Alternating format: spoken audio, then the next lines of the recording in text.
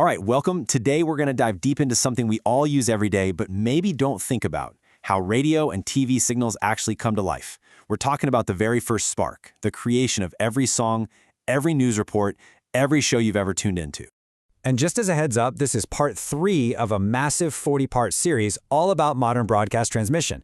So whether you're coming at this from an IT background or you're a seasoned broadcast engineer, you are in the perfect spot. Today we're hitting the absolute bedrock, RF fundamentals. So, let's start with a question that seems simple, but is actually pretty amazing when you think about it. How does a totally silent, completely invisible wave flying through the air manage to carry your favorite song right into your car? I mean, it feels like magic, right?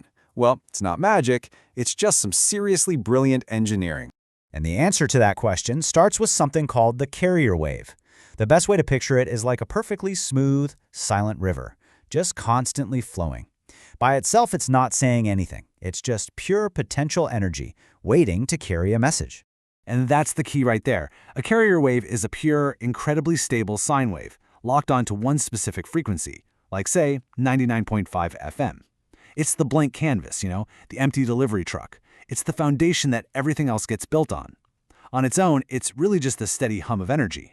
So when you see a big broadcast tower like this one, that's it. That's the physical source of these carrier waves. A silent, invisible river of energy is just flowing out from that tower, creating the highway that all our broadcast signals travel on. But how do you create a wave that's so perfect and so stable?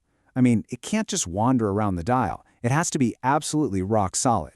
Well, the process for doing that is a real marvel of precision.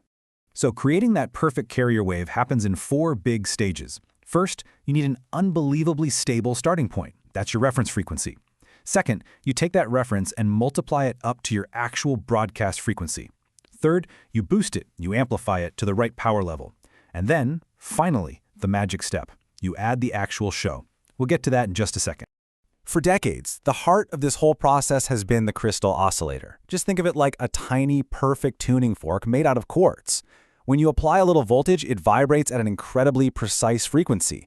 And we're talking stability better than 1 part per million. It's like a digital metronome that literally never ever misses a beat. This slide really shows you the 2 paths to get there. On the left, you've got the classic hardware way, using that crystal and some clever analog circuits called phase-locked loops, or PLLs. They basically just multiply that reference frequency with insane precision. But on the right, now this is where it gets familiar for all our IT folks. It's the software method, direct digital synthesis. Here, a processor is literally calculating the perfect sine wave, point by point. It's signal generation as pure code. Pretty cool, huh? So why are we so obsessed with this stability? Well, for one, the government demands it. An FM station has to stay within just 10 hertz of its assigned frequency.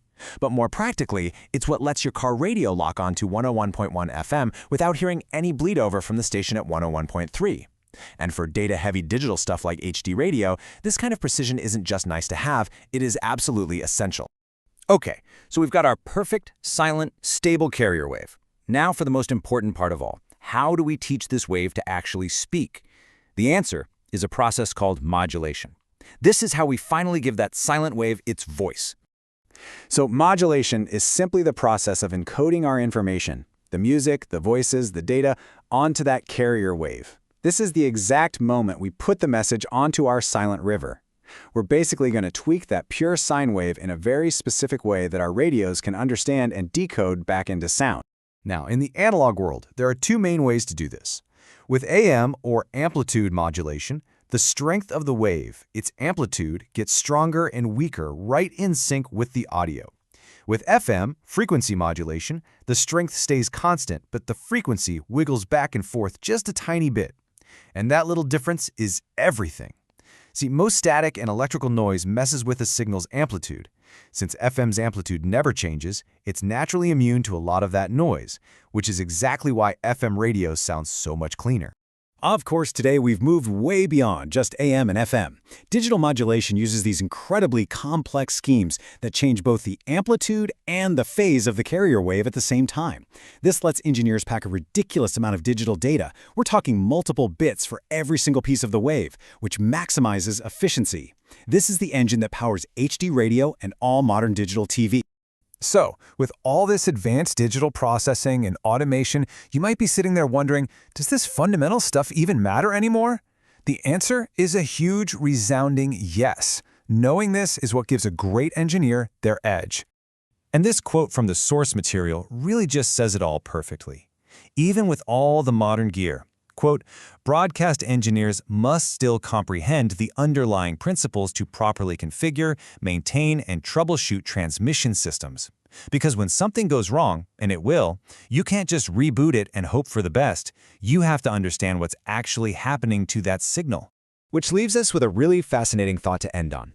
As broadcasting gets more and more software-defined, with signals being literally created by code and shipped over IP networks, where do you think the line is between an RF engineer and an IT specialist anymore?